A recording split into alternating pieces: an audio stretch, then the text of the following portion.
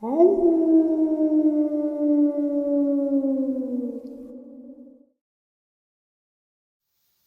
and salutations, everyone. I hope everyone is still doing well, and welcome to, depending on wherever you may live or however you choose to read your clock, this early morning, middle of the night bonus upload. Before we jump into it, a couple quick links.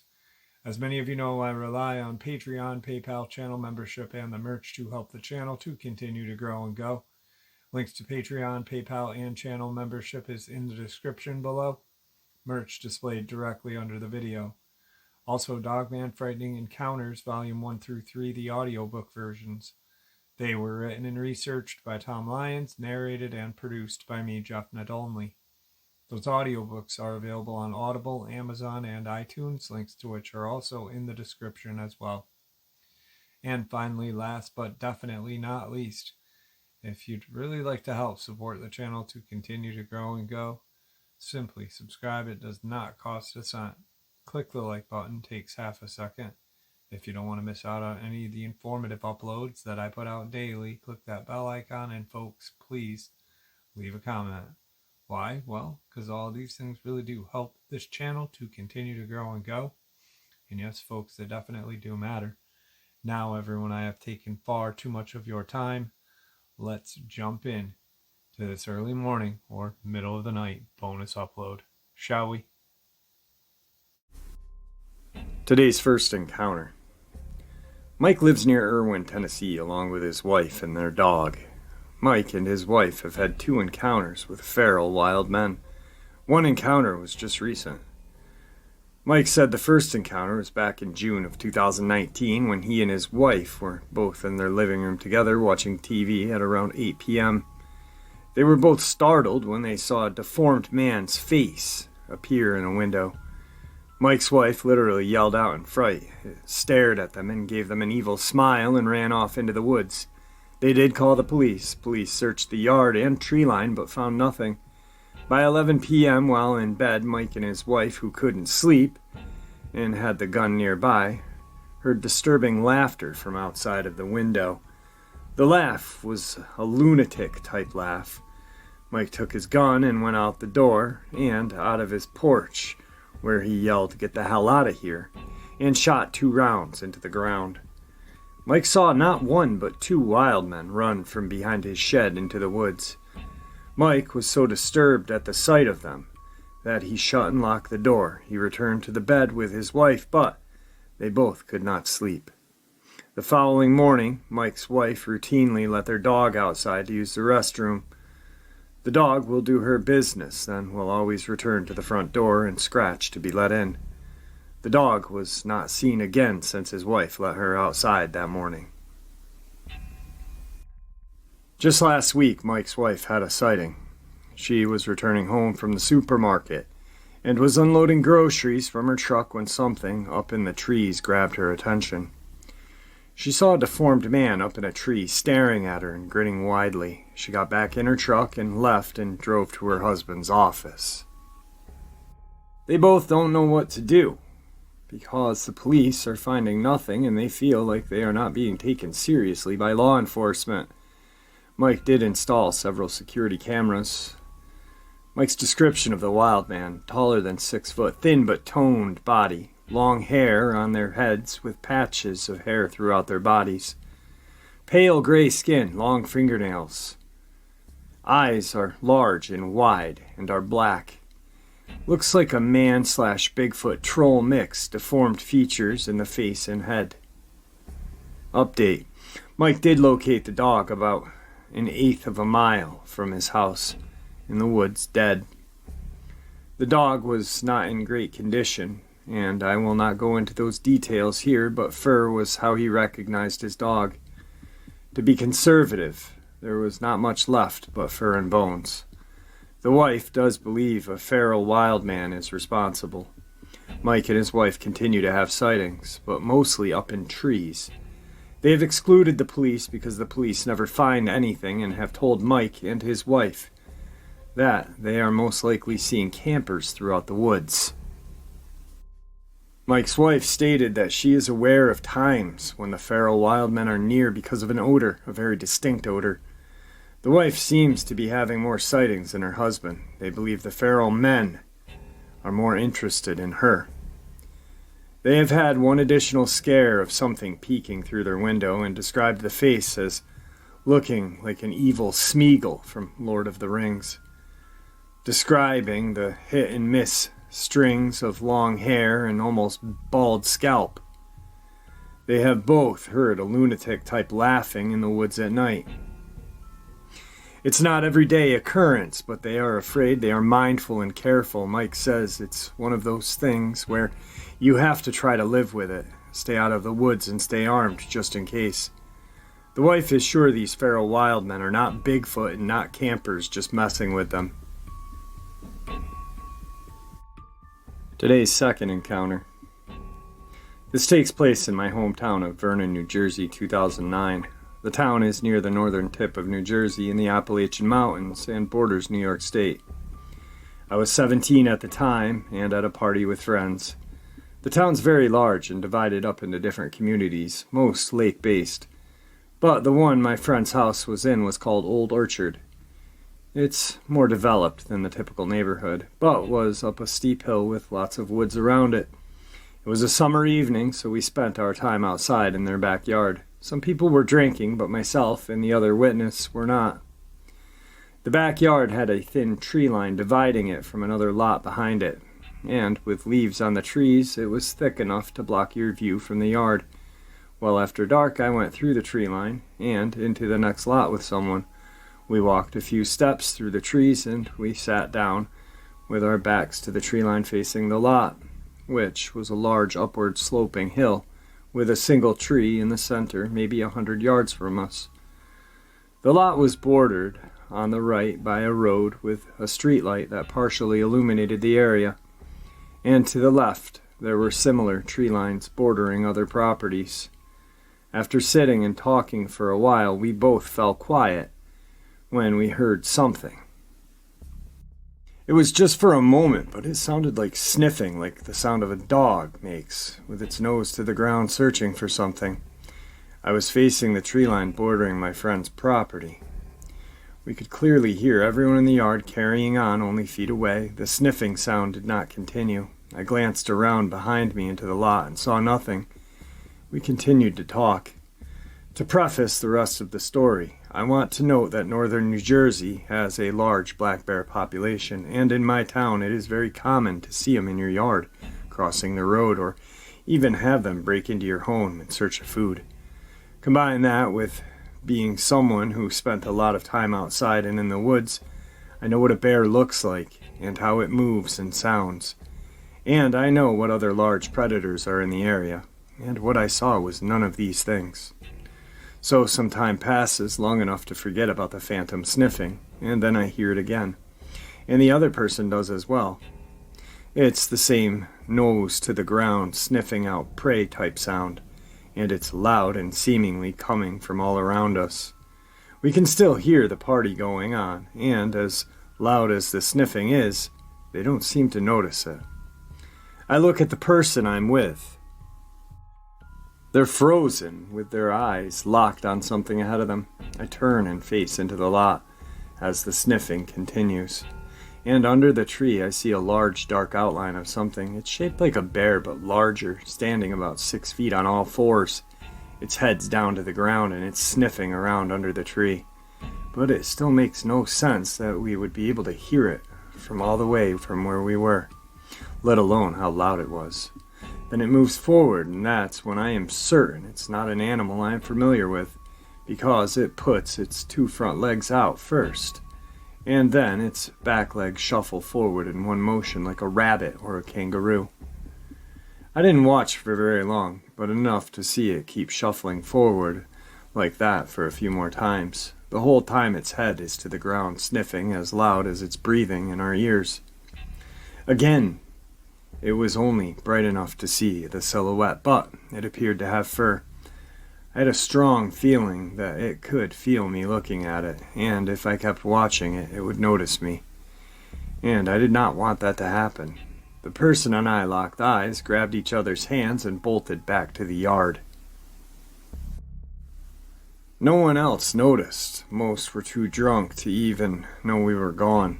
It was late, and I convinced some people to go inside to the living room and sleep. Other people stayed out in the yards in the tent, but no one mentioned anything weird the next morning. We didn't tell anyone what had happened during the party, and the reason the other witness is someone, and not my friend, is because they were really just an acquaintance I met and was trying to hook up with. I never saw them again. I don't even know their last name. I want to contact them and ask them about it. And we didn't speak of it to each other while at the party either. Northern New Jersey is supposed to have Bigfoot-type cryptid called the Big Red Eye, and the Jersey Devil, of course, but I don't think this fits any. I've had a lot of paranormal experiences in my life, but this is the only cryptid type I've ever had. I don't know what it was, but I got a distinct feeling it was something that I was not supposed to see. Today's third part of the upload. This is what I was talking about in the first encounter. Feral humans, categorized into three basic types. First, the existence of people who have mental transformations in the woods and have entered an animal-like state, which has been documented. Second, people who have been raised from birth in the wild as feral humans in North America, specifically Appalachia. Third, people who deliberately choose this lifestyle. Further, we are convinced that a certain percentage of these so-called Bigfoot sightings are actually these feral humans, or persons in near feral state. The Mays Lick area had an albino Bigfoot flap in the 1980s, which could be a human being living in the wild. October 7th, 1980, Mays Lick, Kentucky, Mason County. Charles Fulton and his family were watching television when they heard a loud noise on the front porch. Fulton said he heard his son's pet rooster disturbed when he peered out the front door. He saw a white, hairy creature with pink eyes that must have weighed 400 pounds and was about 7 feet tall. The creature was holding the rooster by its neck and then threw it against the side of the house. It then proceeded around back of the house into a vacant lot. Fulton claimed to have grabbed his .22 pistol and followed the intruder, fired at the creature twice as it ran out of sight.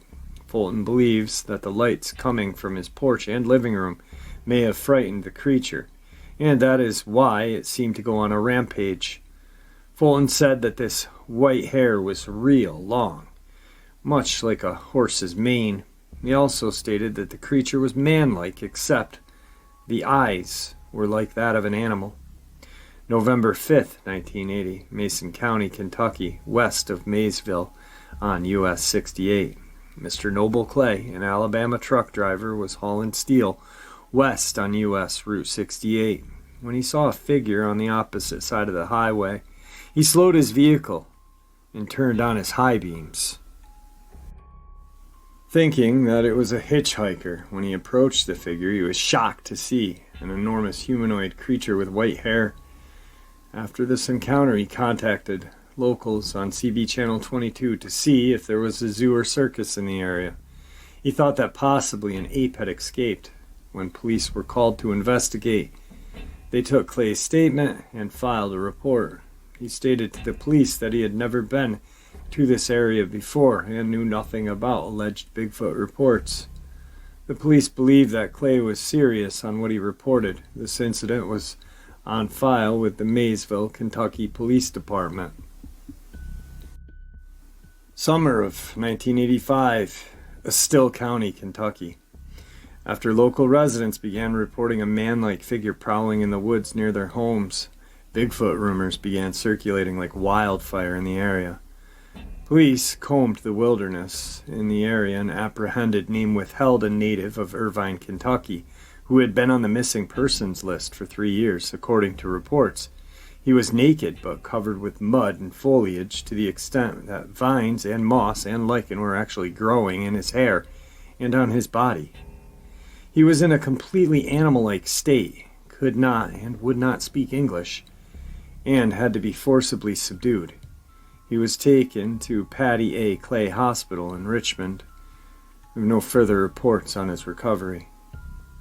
The spring of 1990, Red River Gorge near Slade, Kentucky in Powell County.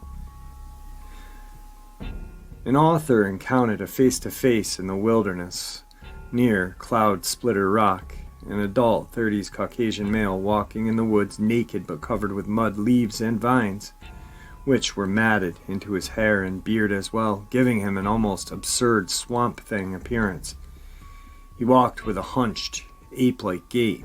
He spotted, moments after I spotted him, and we stared at each other for what seemed like an eternity.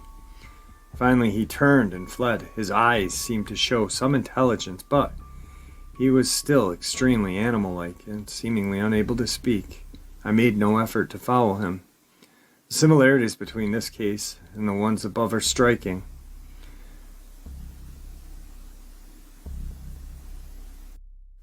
Today's fourth part is where some of these missing persons and theories of cryptids and these so-called wild men or interbred, whatever the hell they are, comes to light right now. I live in the Great Smoky Mountains, and I know what snatches children. I'm on the North Carolina side of the Great Smoky Mountains, lived there my entire life. All of us know what's in these woods and mountains. Since the 30s and 40s, there have been feral wild men living in these mountains. They are fast. They will snatch livestock and children. The FBI knows. It's why they don't get involved. I've heard other stories that there are some attempt to kill these feral wild men, but they still exist even today. And I'm not talking about some end-of-the-day extremist who took the woods. I mean feral, completely wild men with their own language living underground. We don't go into these woods at night. During the day, we make sure to stay on the trails. Sometimes you will smell it, that putrid scent. At night, you'll hear them hollering, supposed inbreds. The locals around here know what happened to Dennis Martin. He was snatched by one of those wild feral men. It's not uncommon for people to go missing here. They are normally found, but you'd also be surprised at the number of children who simply disappear. The FBI has covered it up for years. Where do you think the movie The Hills Have Eyes come from? It's true. I hear them from time to time, disturbing sounds. They live all up and down the mountains here, in national parks and forests. The stories that we all heard growing up about the feral wild men were told to us due to the fact that so many people would go missing in the mountains. Of course, it was a way for our parents to scare us so we wouldn't wander off too far from them or venture off into the woods alone, and Dennis Martin was used as an example. My grandfather recalls the newspapers blowing the story up in 1969, I believe. The newspapers said one thing, while TN and NC locals said another. The locals said this then, and they said this now. There are wild feral men living in these mountains. The government does know they are here, and they have made attempts to kill them off, but they have not been able to kill them all yet. Yet the population now is thought to be minimal. One of these feral wild men abducted Dennis Martin and ate him. This particular feral was spotted by a family in the woods who were in the same vicinity and stated they saw a feral trying to hide from them behind a bush and was hanging onto a small child from its back like a backpack. The feral was described as being very hairy and tall, wearing a well-worn dirty shirt. The military came and stayed for a week in the mountains, killing a handful of the feral wild men, including the one who abducted Dennis.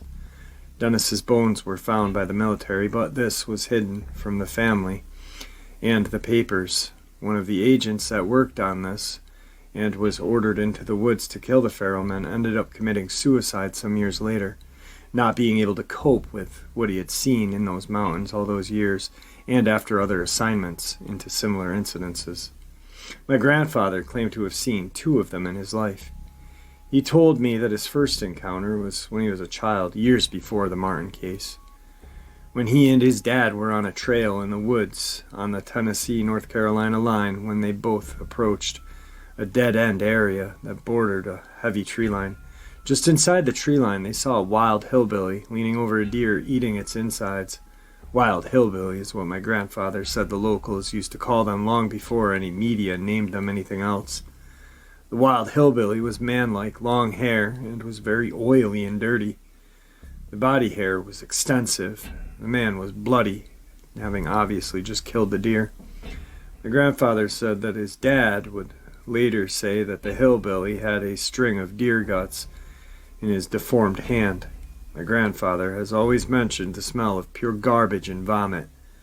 They both stopped and walked backwards until they were out of the hillbilly's sight, but said the hillbilly was obviously startled and screaming, as if saying, "Stay the fuck back, this is my deer." The hillbilly was dragging the deer back further into the tree line as my grandfather and his dad backed away. The second sighting was when my grandfather was hunting in '97. He and his buddy saw a female. They said they were taken back at the obvious sign of breasts, but this one looked more Bigfoot-like. She was running and then suddenly jumped into some hole in the ground and disappeared. They did not go looking for it. This is where the underground cave systems come into play. Inside the mountains and in the caves is where these wild men, Bigfoot creatures are at.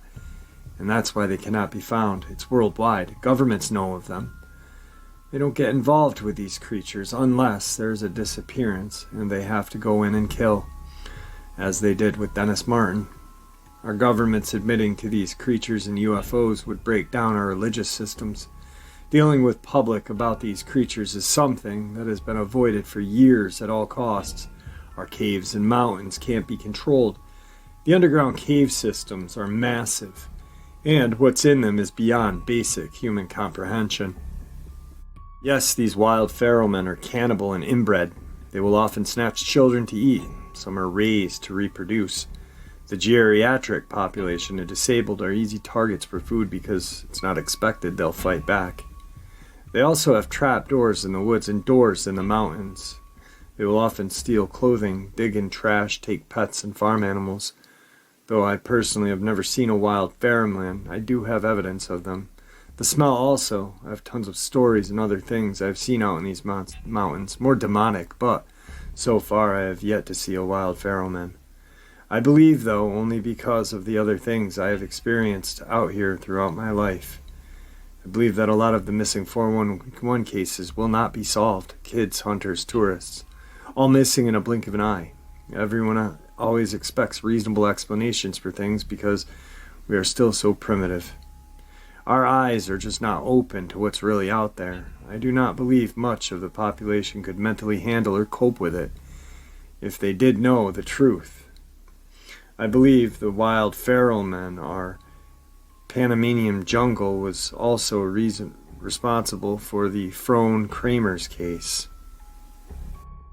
I am a believer, yet I still live here in these woods. If you're a hiker, a hunter, or grew up around the mountains, then you know the hold that the mountains and forests can have over you. Such beauty, such fright. Today's final encounter. I went on a family vacation to the Great Smoky Mountains. I'm not sure what month it was, but in the spring. We'd been there a few days, exploring just everywhere. This is something we have done every year, but this year it turned out to be very different. It was the day before we were about to leave and head back home. My dad decided we would all take a walk down the trails and streams. We were at Deep Creek Loop Trail. My dad had taken his fishing pole. Dad, Mom, my brother, and myself were walking by the stream. My brother and I kind of walked away from the stream a little ways off the trail into the woods. I'm not sure how far from my parents. I do know I couldn't see them anymore. I don't remember if my brother or myself saw it first. From a side view, my first thought was an animal because of the movement in the trees. So being very quiet, we stepped to the side by the tree to hide and be able to watch it. What I thought was an animal was indeed not. It heard us and turned toward us. What I saw was horrifying. It was bent over, devouring a dead animal, possibly a deer. It was tearing its guts out and eating it. It had bloody hands, face, and chest. I saw enough to know this was not an animal, but dear God, it was not a man either. It had blood, flesh hanging from its mouth and hands. It had a large forehead that looked like it had knots.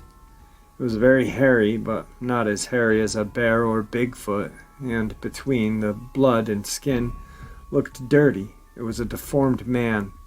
We were so scared my brother took off, running first, then I followed. I turned just for a second to see if it was coming after us. As I was turning to run also, it took off running the other way. It didn't stand totally straight up, but I could tell it was a male. By what I saw, it was at least 6 feet tall, may have been even taller. Since he didn't stand straight, it was hard to tell. He was pretty thick, but still very skinny and deformed. What got me was how it looked like a human man and a creature mix. I could also smell an odor that was like flesh and garbage. We ran back to my parents and told them. My dad at first thought we might have been trying to pull a prank on him.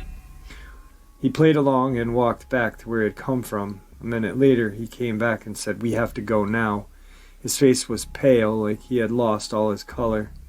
We went to a ranger and told him everything. He said he was going to call another ranger, and they would look into it. They thanked us as we drove off. That was our last visit there. I had nightmares for a while, but never spoke of it to anyone. I still don't know what we saw, but this was a man that was mixed with a monster. And there you have it, folks. I do hope you all enjoyed this night ending or early morning, middle of the night bonus, whatever you want to call it, as much as I enjoyed sharing it with you. I'd like to thank you all for supporting the channel. After all, it is your support that keeps the channel growing and going, and honestly what gives us all a chance and a place to share our experiences and theories judgment-free. Everyone is simply treated with the respect we all deserve, and I truly appreciate that. Thank you. Please, everyone, stay safe, happy, healthy, and ever vigilant, keeping an eye on our children, pets, family, and friends. These creatures are real, they are out there and dangerous. Share this information with those you love and care about, and it may just help save their lives someday. Until next time, never stop asking questions, never stop searching for the truth, and God bless you all.